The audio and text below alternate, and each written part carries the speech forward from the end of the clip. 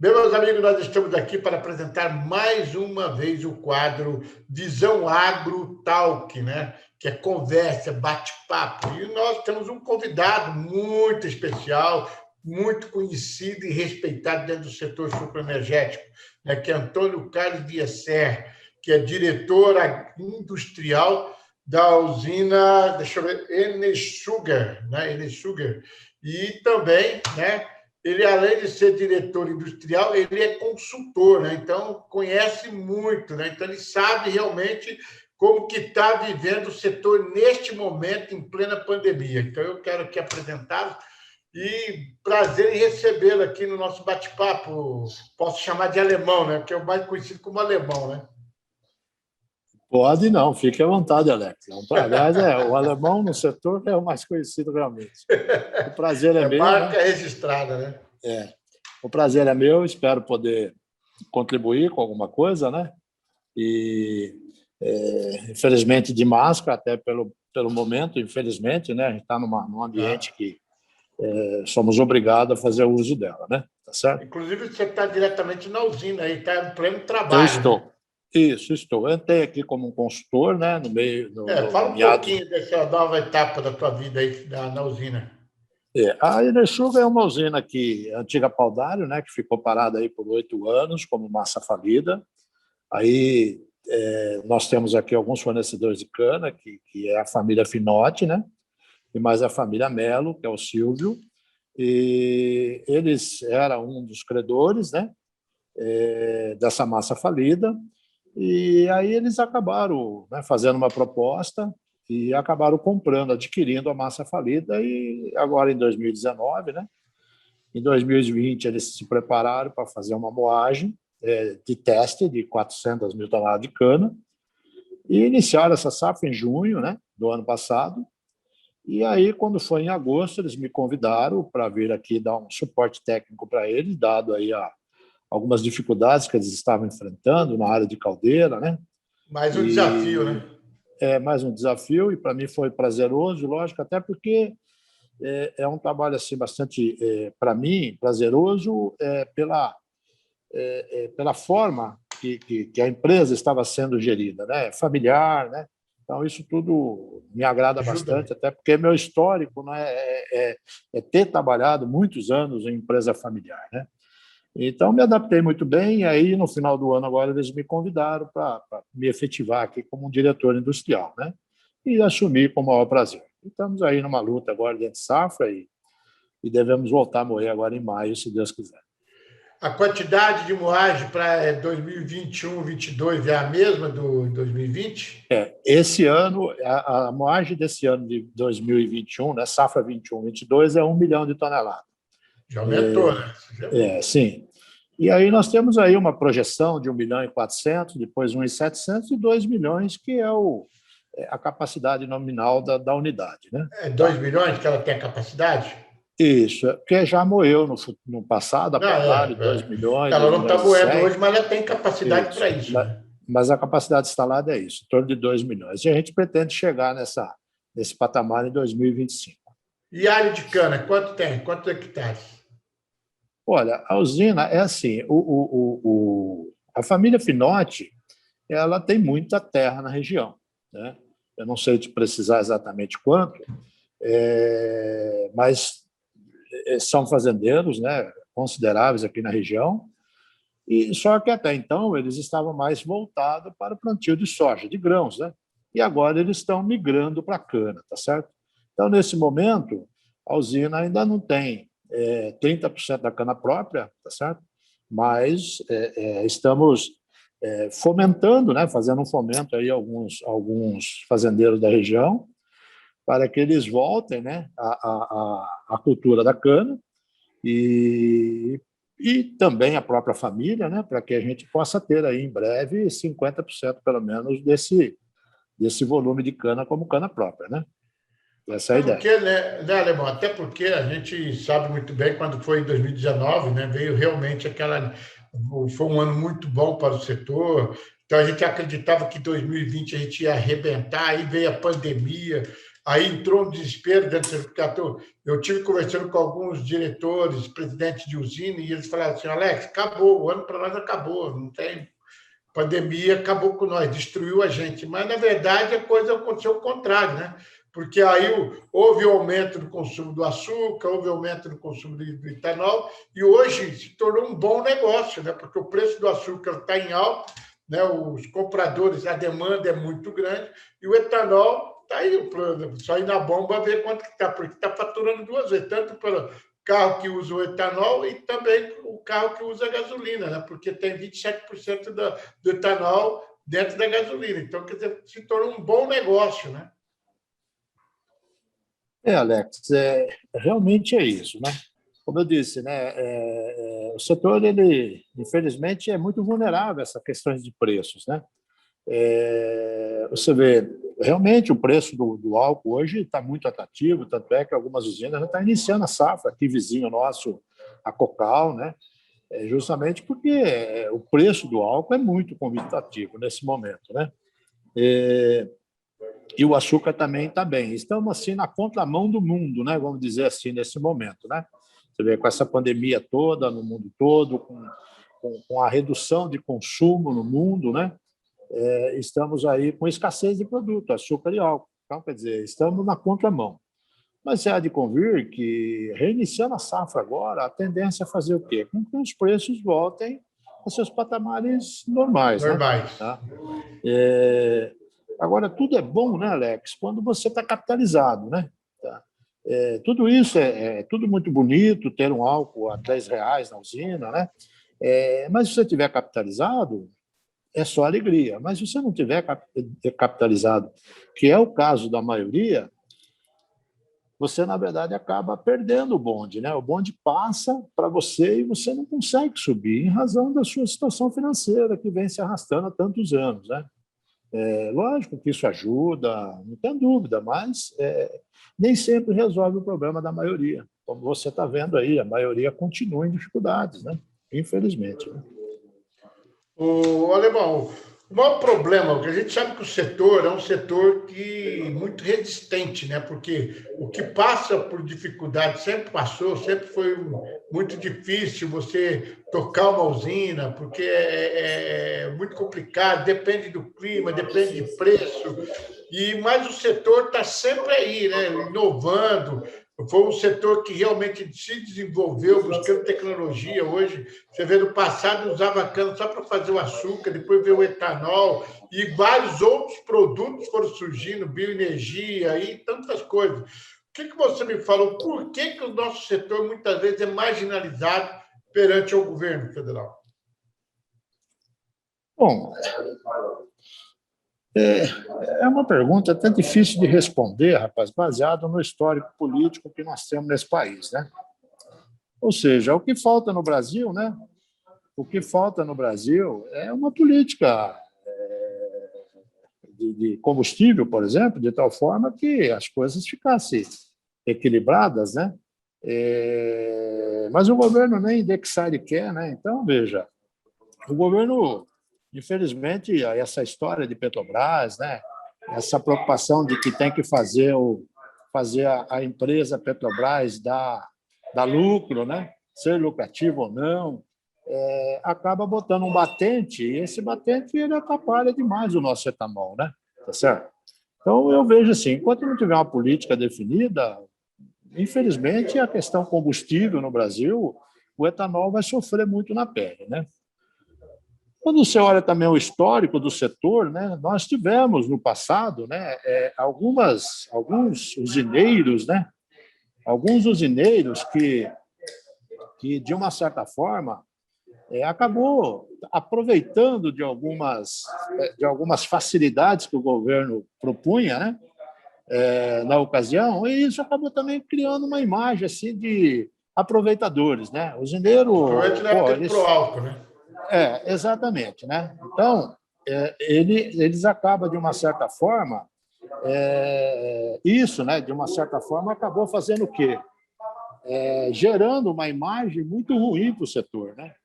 E essa imagem, ela se arrasta até hoje. Essa é a grande verdade. Quando você ouve Quando você ouve aí alguém dizendo que estamos buscando, né, ou pleiteando um financiamento junto a algum órgão governamental, você já ouve crítica, né? Pô, mais uma, mano. Pô, pega dinheiro fácil, pega dinheiro barato.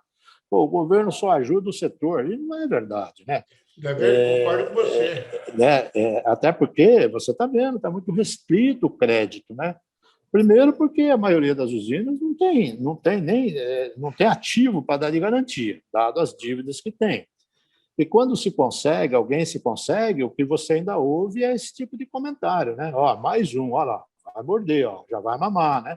É isso que a gente acaba ouvindo. Mas isso é reflexo de uma imagem passada, né? Uma pena, tá certo? Por outro lado, eu vejo que as usinas elas vieram se arrastando, né? Dado a tantos problemas que vivenciamos, né? Nas últimas, eu diria, últimos 10 anos, talvez 20, nos últimos 20 anos, né? De 2000 para cá, a situação para nós, né, usina, ficou muito difícil, porque os preços não acompanharam, né, de forma alguma as despesas, né? Se você pegar o custo de mão de obra, hoje o custo de mão de obra numa usina ela passa de 35%, quer dizer, é muito alto, né? A manutenção, por mais que você otimize, você não consegue ter um equilíbrio, porque você pega, por exemplo, o aço, em setembro, quando nós começamos a fazer um planejamento de safra, estava custando R$ 4,50 o quilo. Hoje, está R$ 11 o quilo. Veja, então, não tem produto que vai te remunerar para você suportar uma carga dessa. Não tem, é impossível, né? Então, os custos operacionais subiram demais, né? Sem contar defensivos agrícolas, né? Tá certo? A parte agrícola, que a situação ainda fica pior ainda do que a indústria. Que ela é cotada em dólar, né? Exatamente isso. Então, Alex, é uma somatória de coisas, né, que acaba volumando, né? E as dívidas já existiam e vai piorando, né? Outra coisa também que aconteceu muito no setor foi fazer aportes de dinheiro em dólar, né? E o dólar R$ 2, né? De repente, o dólar virou R$ 4. Quer dizer, em 60 dias, 6 meses, a dívida do cara dobrou sem ele fazer nada, né? Tá certo? Sem ele fazer nada, dobrou a dívida. Né? Como é que você vai sobreviver numa situação dessa? Né? Basicamente é isso, né? E a prova disso é isso, né? Que a gente vê que as famílias que tocavam o setor sucroenergético há 30, 40 anos atrás, a maioria delas saíram fora do mercado, né? E passou a vir em grupos, né? Grupos estrangeiros, que passaram a adquirir chineses, indianos, franceses, e foram tomando conta do setor. E eu lembro em 1997, até coisa, a gente estava falando de um crescimento de unidade, né? Porque a gente já tinha 460 unidades naquela época, estava falando em 500 e pouco, de repente a coisa virou, e hoje a gente está aí com usina funcionando em torno de 300 e pouco, 360 usinas. Quer dizer, a maioria, a gente anda no meio do setor aí, a gente vê aquelas usinas praticamente paradas, abandonadas, enferrujando, desvalorizando, aonde era canavial, tem boi lá pastando, quer dizer, realmente, para você reativar isso, não é muito fácil, não, né? Não é fácil. É doído, né? Isso, né, para a gente, né? É muito doído, é muito difícil, né? Eu, por exemplo, fico feliz em estar aqui participando desse trabalho aqui da Enersugar, né? Você vê, uma usina que foi reativada, né, numa cidade de Birarema, que é uma cidade tão pequenininha, né, que depende tanto de uma indústria, né, ter uma indústria no seu município. Gera um bom número de emprego, né, filho? Sim, tá certo. Então, hoje, você querendo ou não, a Enersugar gera hoje né, entre safra, cerca de 200 empregos direto, né, tá certo? Então, veja, isso é muito significativo para uma região tão necessitada, né, como é Ibirarema, por exemplo, o município de Ibirarema, que é uma cidade pequena, né, tá certo? E assim é tantas outras cidades aí, como você falou, das usinas fechadas, né? E por outro lado, para nós, como profissionais, que estamos no setor aí há mais de 40 anos, é prazeroso ver as usinas sendo reativadas, né? E pegando um gancho seu aí de alguns investidores internacionais, teve também alguns que vieram aventurar, né? Não é que vieram aventurar. Teve gente também que, de repente, foram enganados, né? Mais ou menos como aquela história do português que chegou no Brasil, que disse que achava dinheiro na rua, né? E aí, por acaso, ele desceu e achou uma nota de R$ 5. Ele falou, vou começar a catar depois do almoço, né? Tá certo? Porque, né, disse que achava na rua e, por acaso, achou R$ 5, né? Mas foi uma coincidência apenas, né? Então, tem alguns grupos também que veio para o setor, né, achando que ia achar dinheiro na rua. E não é assim, né? O setor ele requer assim, muita experiência, né? Não é fácil você ter uma usina e querer operar ela lá da Faria Lima, né? Tá certo? Isso o setor não é bem assim que funciona, né? E outra coisa, O pé no né? chão, né? Sujar o sapatão na usina ainda é a melhor forma de se obter resultados, né? Tá? E outra coisa, né? Uma coisa que sempre teve no passado, o relacionamento do dono da usina com os fornecedores de cana, né? Era uma amizade, né? E os fornecedores de equipamentos, né? Ainda ontem eu estava conversando com o Castelar e eu falei para ele, Castelar, eu lembro da época que a indústria funcionava 6 meses e ficava 6 meses parada à disposição da usina. E o dono da empresa, o que ele fazia? Quando acabava o dinheiro dele, ele ia lá na usina e já negociava, o usineiro já liberava o dinheiro para ele na hora. E Sim. hoje não, hoje ele tem que trabalhar primeiro para receber. Antigamente ele recebia antes de trabalhar, já ficava compromissado. Então, quer dizer, mudou muita coisa, aquela amizade, né? Aí os caras vêm de fora, a gente sabe que as pessoas de fora são mais frias, não é muito de relacionamento. O brasileiro gosta muito do abraço, de falar olho no olho, entendeu? E de repente chega aqui, você não consegue conversar com quem decide, vai mudando. Isso atrapalhou bastante, né, Alemão? Outra coisa Isso. também que o setor está sentindo na pele, né, vem sentindo bastante, é a questão da tratativa, como você falou, das usinas, os usineiros da época, né, tinha muito contato com o fornecedor de cana, e isso mudou, né, significativamente, dado também a profissionalização, né, porque antes, eu, dono da usina, e você, dono da terra, a gente entrava num acordo, né, e isso era tudo muito facilmente aceito dos dois lados, porque eram dois donos tratando o assunto, né? E virava grandes amigos, né? Exato. Hoje não, né? Hoje, não só com o advento dos grandes grupos, né, entrantes aí no setor, mas também a profissionalização, né? Hoje eu, por exemplo, como um executivo aqui, eu não posso tratar um fornecedor de cana como o Dorival, que é o dono da empresa, trata, tá certo? Eu tenho algumas coisas, tem cláusulas que eu tenho que seguir em contato, né, de prestação seja de serviço ou de fornecimento de matéria-prima, eu tenho que seguir na íntegra, porque amanhã isso pode me custar, tá certo? É meu nome que está em jogo, é meu emprego que está em jogo, né? Então, isso, de uma certa forma, mudou muito também a tratativa, né? E isso, de uma certa forma, assustou um pouco o fornecedor, né? Que estava acostumado com a tratativa olho no olho, o amigo, de tomar um cafezinho junto, né? Então, isso também mudou. Por outro lado, ainda, vem também os filhos, né, desses proprietários, né? Vem noras, vem genros, né? E eles também têm outra visão, né? Esse pessoal, e às vezes esse nem pessoal sempre são também apaixonados pelo setor, né? eles não tinha, né? A maioria não tem o mesmo amor pela cana que hoje o cara tem, porque hoje a meninada ele faz muita conta, e aí você pega o caso da soja, por exemplo, a R$ 160 um saco de soja.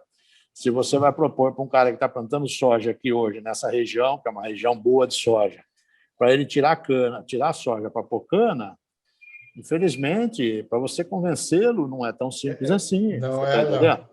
Então, veja, isso também é uma coisa que a usina está sentindo na pele, né? Isso não é só a Enersugar, mas é também grandes grupos aí, grandes usinas, né? Porque é o fornecedor que está do outro lado, né? E ele não pensa diferente, tá certo? Todo mundo quer ganhar dinheiro, né? Tá certo? Alemão, eu entendo que o setor ainda é muito competitivo, muito viável, porque quando você pega uma empresa como a Raizen e ela adquire aí mais vários grupos de usinas da Louis Dreyfus, que é a Biosev, então É, ela incorpora mais 11 empresas dentro do grupo dela, que passa a ser 35 unidades, quer dizer que realmente se ela está investindo porque ela enxerga que o negócio é viável, né? Sem dúvida, né? E ainda mais a Raízen, como é uma empresa, um grupo bastante diversificado, né? Aumenta o poder de barganha, não tenha dúvida, vai ficar cada vez mais forte, né? E, por outro lado, você vê, o caso da Raízen é um grupo que ela se preparou também não só para produzir, né? Mas também para entregar, para ter a logística disso, né? Isso tudo acaba fechando a cadeia produtiva, né? Hoje o produto dele ele não só produz na usina, como ele põe também no seu carro lá no posto, né? Que é a Shell, que, né, são sócios, né? Então, Exato. ou seja, uma forma também de você enxergar a cadeia como um todo, diferentemente de uma usina que é carreira solo, né? Podemos chamar assim, né? É verdade. Você produz VHP, VHP nada mais é do que uma matéria-prima, que o valor agregado é pequeno, né? Comparado a um outro tipo de açúcar, né? Então, é um commodity total e você não tem opção, né? E o álcool, no caso etanol, é o que nós falamos, né? É uma oscilação muito grande de valor, de preços, né? Dado a gente não tem uma política, né, definida aí para combustível nesse país, né? A Então gente a pega. situação é difícil. É melhor ser grande, tá certo? Para ganhar na quantidade, né? Tá certo? É Não precisa nem verdade. ter muita qualidade, mas tendo Exato. quantidade no Brasil hoje é melhor. A gente sabe mais ou menos, por exemplo, o que aconteceu em Sertãozinho. Sertãozinho tinha 7 unidades de usinas produtoras de açúcar e álcool, né? E hoje É, se resume a 3, né? Que é a usina Santa Elisa, a Santo Antônio e a São Francisco. Quer dizer, as demais fecharam, né? Por exemplo, a São Geraldo, que era daqui, foi para Colômbia, ali, né? Virou a usina sim, Continental, quer dizer, porque a usina Santa Elisa, ela começou, ela tinha condições de abranger as canas da São Geraldo e ela acabou assumindo tudo, né? A parte de cana e levou a parte industrial para outro lugar. E assim, vários aconteceu aqui, aconteceu em vários lugares também, porque em termos de logística, era mais importante ter cana dentro de 50 quilômetros do que você buscar como saía daqui de Sertãozinho, buscar cana lá em Uberaba, Uberlândia. Quer dizer, era uma sim. viagem inteira para trazer um. Né? Então, quer dizer, em termos de logística, por isso que muitas unidades foram fechadas ou foram transferidas para outro lugar, né, Zé? Não tenha dúvida, você vê no caso aí, voltando a falar um pouquinho da Raizen, né? Apesar de eu não conhecer bem a política da Raizen, que eu nunca trabalhei com eles, mas você vê, eles têm um poder de sinergia muito grande com isso, né? E isso vem de encontro ao que nós estamos falando, em termos de custo operacional. Você pega, por exemplo, a cana, né? Você pegar um CTT hoje, né? Num raio de 40, 50 quilômetros, chega a R$ 35, né? E aí eu falo para você, com a sinergia que tem hoje esses grandes grupos, no caso Raiz em especial, com certeza o CTT dele não deve passar de R$ 30, eu imagino, né? Então é muito significativo, né? Você tirar aí R$ 4, R$ 5 num custo desse, num montante aí de que seja uma usina só, né, de 2 milhões, 3 milhões, você vai ver que o resultado lá na frente ele é muito significativo, né? Agora, tem que ter um planejamento muito bem feito, que não adianta também só ter as usinas na região e também não fazer uso disso, né? Por isso que eu falo que operar usina lá da Faria Lima é ilusão, né? Tá certo? É ilusão, na minha opinião, tá certo? É lógico. Agora, o que a gente percebe é que esses grandes grupos, eles perderam um pouco essa filosofia e estão olhando realmente o pé no chão, né? Sujar o pezinho de barro, né? Ou seja, é Então, cobra que não engole, não anda, não engole sapo, né? Tá tem um certo? ditado popular, né? O que engorda o porco é É o isso olho do aí, dono. é perfeito, né? Ele tem que estar lá, acompanha de perto as coisas, né? Senão Exato, a coisa não vira, né? não vira, é O, isso aí. Olha, bom, outra coisa que eu conversei com alguns empresários aí que são fornecedores de equipamentos, né? E o que mais chama a atenção neste momento é essa aquisição da Raiz sobre a Bioseven, né? E eles estavam falando para mim, falou, Alex, agora está ficando muito mais difícil, porque quando você senta na frente para negociar, você não senta na frente de uma usina, o cara joga e fala, eu estou representando 35 usinas e eu preciso disso. E aí a gente tem que perguntar assim, agora tem que perguntar assim, quanto vocês querem pagar? Porque a gente bota preço, é difícil, assim. E você pagar para trabalhar é difícil, porque tem muitas empresas, segundo eles me falaram, que quebraram por causa disso, né? Porque acabaram aceitando as condições e depois não deram conta para fazer. Ainda mais agora que você falou o preço do aço, tudo cotado em dólar, ferro, imagina o inox, tudo essas coisas. Aí produto agrícola, equipamento, máquina agrícola, é complicado, né? Os fornecedores de Alex, equipamento e máquinas. eu vejo assim, Eu sei que né? você está do lado de cá, tá? Do lado do empresarial é Não, diferente. mas eu tenho amigos que estão do outro lado também, né? É assim, eu penso assim, o caso da Raizen, ela falamos, né? Ela está olhando a quantidade. Então, veja, fechou uma cadeia. Aí ela ganha exatamente em todos os pontos, ela vai ganhar um pouco, ou seja, na aquisição do óleo diesel para a frota, é na aquisição do serviço do consultor, quando tem, é na aquisição do serviço de indústria de base, né? É do produto químico, é dos insumos. Então, quer dizer, por quê? Porque, como você falou, o cara senta, estou falando em nome de 35 usinas. Né?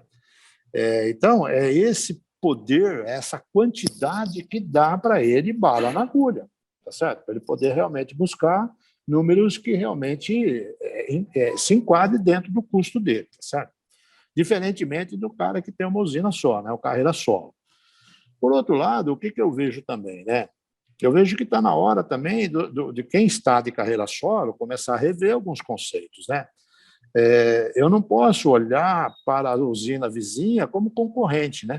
Tá? Claro. Porque se de repente, você já imaginou se nós fôssemos negociar álcool e açúcar para 10 usinas, porém alguém sozinho negociando isso, você não acha que o poder de barganha seria maior? Ah, claro. Né? E você acha que a Raiz ainda não vai acabar propondo isso para as outras usinas também? Vai, Alex, vai propor. Fecha Né? junto, né? Fecha Eles junto.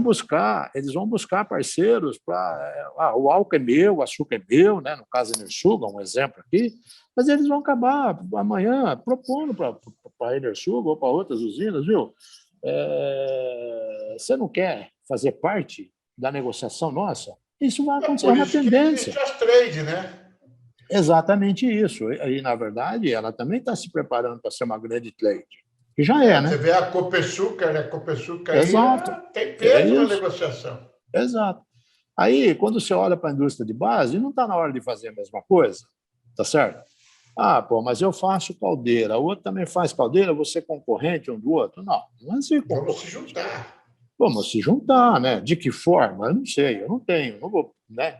Eu não vou pôr ovo de pé aqui, que eu não sei como fazer. A Porém, eu Europa entendo ela que faz muito, viu, Alemão? A Europa faz muito bem isso, né? Lá, as então, empresas que tem na Europa, a maior empresa lá, ela tem 30, 40 funcionários, ela faz um consórcio para exato, pegar grande serviço, entendeu? não é? Então, onde que Você todo pega, por mundo está junto. exemplo, você pega esse aí em Sertãozinho, onde já tem aí esse parque industrial, que já é todo fechado, é um condomínio de empresa, né? Pô, por que não fazer uma reunião e começar a conversar sobre o assunto?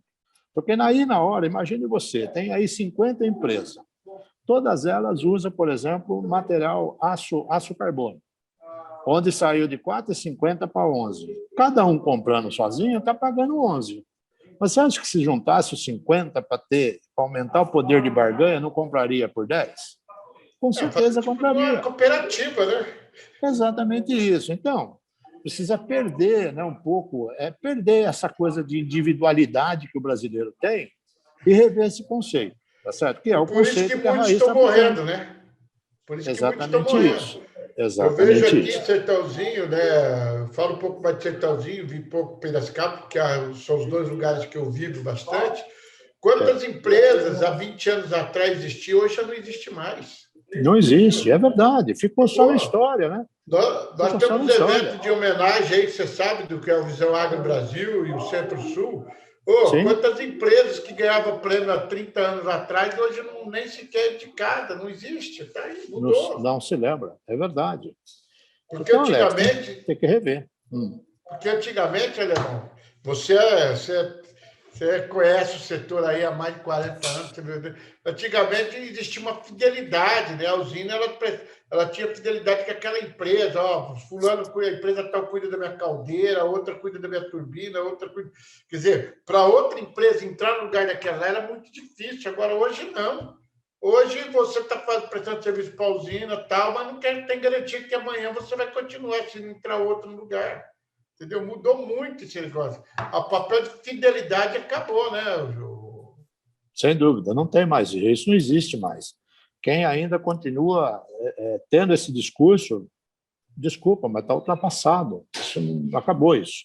Né? Eu fico olhando, porque às vezes, né, tem algumas usinas, às vezes, que a gente tem acesso a várias usinas, os caras ligam para a gente aqui para saber informação sobre determinada empresa. Falou, Alex, que empresa tal, o que você me fala? Você que acompanha aí as empresas, você sabe quem é quem e tal, o que você me fala? Sim. Então, se a gente falar bem, opa, beleza, mas se a gente falar mal, tem hora que a gente fica até constrangido, porque a gente sabe a situação que aquela empresa está passando, e se eu falo assim, se eu der negativo aqui, eu vou estar fechando a porta para essa empresa, que ela pode se recuperar, mas se eu também falar que está tudo bem, depois chega lá, o cara não dá conta do recado, olha a situação que a gente fica também. Né? Não é fácil, né? Não é fácil. Você sabe, Alex, quando você fala dessa questão de exclusividade, né? Eu tive um superintendente que muitas vezes eu ouvi ele dizendo assim em reuniões conosco, viu? Tira essa empresa fora, né? Descalça, tira o sapato. Pô, mas tem um contato. A resposta dele era simples assim, viu? Nós temos um jurídico para isso. Exato. Tá certo? Então, as coisas mudaram muito, né? A visão do profissional hoje ela é muito diferente. Então, o prestador de serviço, o fornecedor de equipamentos, ele tem que rever o conceito também, porque senão, infelizmente, ele vai ficar no mundinho dele e ele não vai conseguir sair desse casulo. Eu lembro que em 2007, 2006, da época de 97 a 2006, que foi o pool realmente de construir novas unidades e tal, apareceu também muito gambiarra no meio. Os caras que não tinham conhecimento de nada montavam uma firma, ia lá, baixava o preço, entrava e dava problema, aí ficava mais caro, porque você tinha que trazer um especialista para consertar o que o outro fez. E o setor nunca procurou eliminar, como você disse, o seu superintendente. Tira fora, não dá, esse não serve para nós. E de primeiro, não, o cara montava uma empresa, saía aí, nunca viu o que era uma turbina, o que era uma caldeira, não sabia nada. Ele montava algum grupo de pessoas e ia lá prestar serviço. É a demanda, né? A demanda acabou propiciando isso, né, ao setor, né? Você vê que, pega um caso da Fenasuco, por exemplo, alguns anos atrás, não tinha mais onde pôr stand, né? Não, tinha uma fila de espera, mais de 500 empresas esperando o lugar. Exato, né? Então, veja, foi realmente uma pandemia, né? Vamos dizer assim, de novas empresas. Foi anos dourados, né? Foi anos dourados. Agora, só que as coisas mudaram muito, né? Também tem um ditado aí, um dito popular que diz assim, quem não tem competência não se estabelece, né? E também tem disso, ou seja, você vê que da maioria dessas empresas, pequenas empresas, né? Aquelas que se associaram, pode observar para você ver que nós estamos falando aqui. Aquelas pequenas empresas que nasceram e se associaram a algumas grandes empresas, elas estão vivendo e muito bem.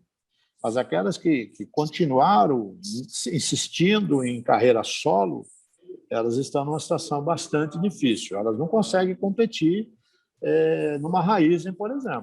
Né? Só pegando o gancho aí da Raizen. Não consegue competir, né? Você entendeu? A Raizen ela tem um corpo de profissionais altamente qualificados, né? E cada um é especialista no seu...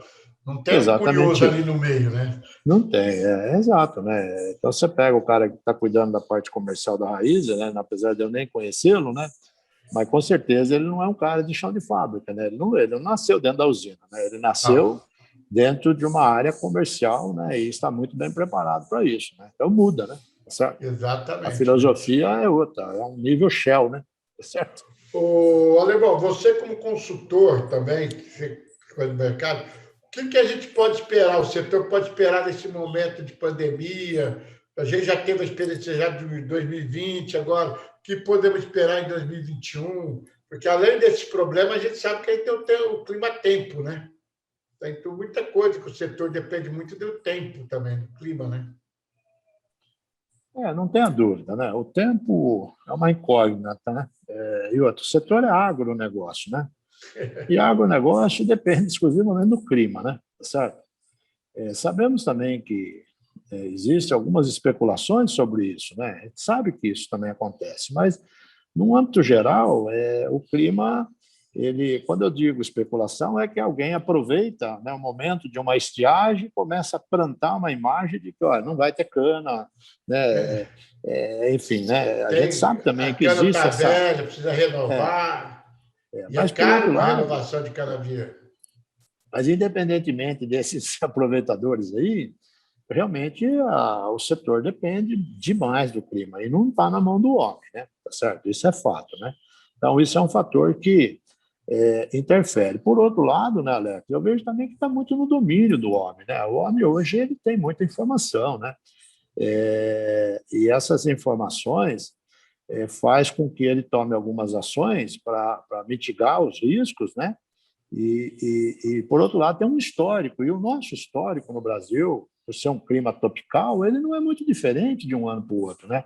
Você pega, por exemplo, a região aqui do centro-sul, do centro do estado de São Paulo, você pega essa questão de tempo aproveitado em usinas, em média, hoje, com a mecanização, esse número está em torno de 75%, 80%. Então, é um número médio que as usinas usam e praticam, na E verdade, é né? razoável, né?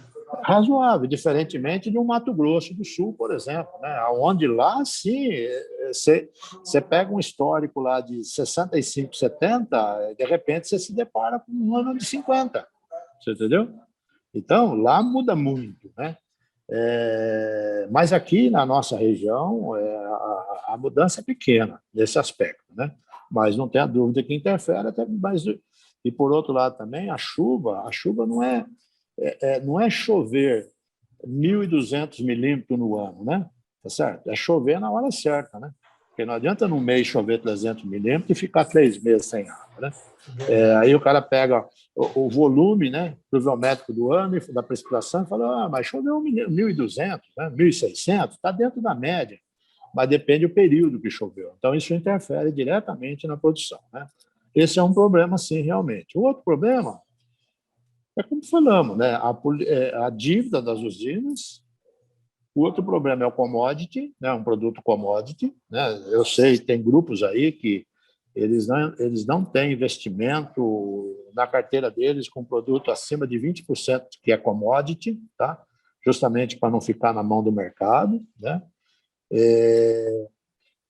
Dívida, conforme falamos. Quanto à pandemia, o que eu vejo de bom nisso tudo, né, Alex, é que as usinas, apesar de tudo, as usinas elas são muito guerreiras, né? Os empresários, os diretores, né? Os superintendentes, quer dizer, ninguém olha para uma pandemia dessa e dizendo assim, olha, eu preciso demitir gente, eu vou parar isso aqui, vamos cortar aquilo lá, porque não dá com essa pandemia. Não, muito pelo contrário, né? O pessoal quer saber, quer buscar uma solução que consiga manter a usina operando, né? Mesmo com a pandemia. Você entendeu? Até porque, né, Alemão? Até porque você pega quem salvou o Brasil nesse plano pandemia foi o agronegócio, né? Sem Que o dúvida. agronegócio não parou. A Exatamente soja, isso. a Né? pecuária, açúcar, você vê, hoje o nosso Sim, maior cliente de açúcar é a China, né? Tudo que a gente produz é exato. China. Quando dá um Aí, clima ruim lá na Índia, nós somos favorecidos. Nos Estados Unidos, a perfeito. mesma coisa. Sim. Então, Tem muita coisa que pode interferir, né? Então, a pandemia para nós ainda é uma novidade, né? É bom para todo mundo, né? Para o mundo inteiro é novidade, né? Mas quando eu digo novidade, não é só pela pandemia em si, né? O vírus, né? Que é uma novidade aí em especial para a medicina, mas é uma novidade em todas as cadeias, né? Em especial para os políticos, né? Certo? E você vê que os nossos políticos eles não se entendem, né? Eles não conseguem falar a mesma língua, e isso também tem eu, interferido, né? Na cadeia produtiva, enfim. falando nisso, né? Eu falo assim que no problema que o Brasil está enfrentando hoje, o problema é mais político do que o próprio vírus, né? Sim, Porque sem dúvida. enquanto cada um fica puxando a sardinha para o seu lado, o povo está morrendo, os Exato. hospitais estão superlotados e ninguém está preocupado com a saúde das pessoas. Porque se Não. estivesse preocupado, né, como dizer, um manda prender, outro manda soltar, e você não sabe se você fica em casa, porque você sabe que para trabalhar você precisa. Porque ele manda você ficar em casa, mas ninguém suspende as suas dívidas. Ninguém fala assim, ó, você não vai pagar água esse mês, você não vai pagar imposto, você não vai pagar isso, não vai pagar... Fique em casa.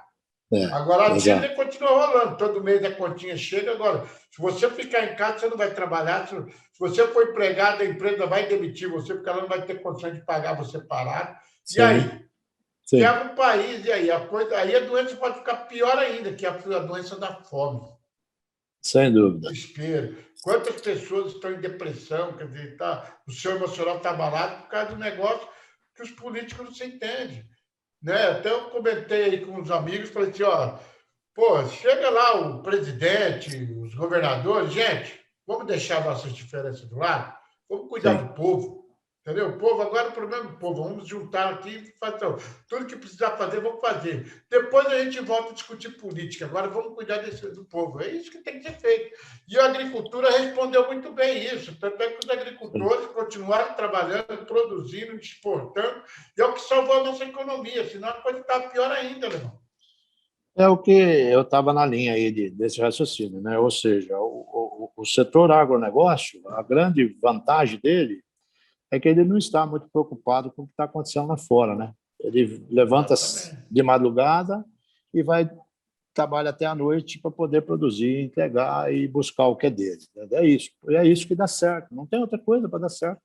É trabalhar, tá certo? Alemão, Se Deus já nos deu a saúde, só nos resta fazer o quê? Levantar de madrugada e trabalhar. É isso, né? Os resultados Alemão, aparecem.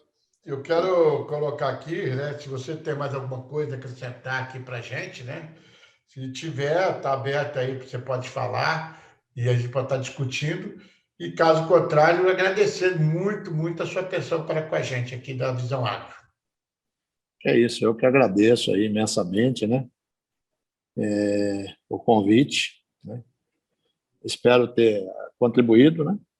Muito. E, Alex, é isso, é só deixar aí uma mensagem mesmo que o povo aproveite esse momento e não esqueça de uma única oportunidade que Deus está nos dando, a vida. Ore, Exatamente. ore e E é ore. uma É das, isso. e é uma das coisas, Alemão, que eu falo para as pessoas, né?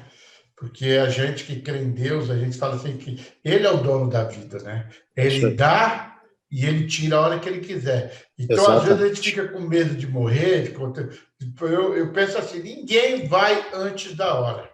Ninguém. Exato. É Toda isso aí. morte ela tem uma desculpa, né? Porque Tem que morreu de ter, né? câncer, porque morreu de fulano, morreu disso, agora morreu de Covid. Então, e tem muita gente com medo do Covid, sabendo que a morte ela é um caminho nosso, nós vamos chegar lá. Não tem Um mais outro. cedo, outro mais tarde, mas é Deus que determina, né? Então, eu acho que a gente não precisa ter medo. Claro que a gente tem que tomar cuidado, tem que se cuidar, que você está de Lógico. máscara, tem que fazer a nossa parte, não tem que fazer. Sem Usar dúvida. o gel, procurar evitar participar de aglomerações de pessoas. Isso nós temos que fazer. Agora, quanto a pegar e morrer ou não, é Deus que determina, não somos nós, né? Muito bom em falar com você. Para mim foi ótimo. Obrigado. Quero falar com o pessoal aí, ó. Acabamos de falar agora com o Antônio Carlos Viesser, né, que é diretor da usina Enesugar, e também ele é também consultor, né, agrícola, agroindustrial, que realmente tem uma noção completa do que está acontecendo no setor, e eu espero que o bate-papo tenha atendido as suas curiosidades, você que está nos assistindo. Esperamos aí voltar com o próximo convidado. Alemão, mais uma vez, muito obrigado mesmo, de coração, cara. E quando tiver Obrigado, alguma eu. novidade, só colocar e desejo a você muita felicidade nesse novo desafio que você está à frente aí como diretor da usina aí. Muito obrigado, Alex. Precisando de alguma coisa, estamos à disposição.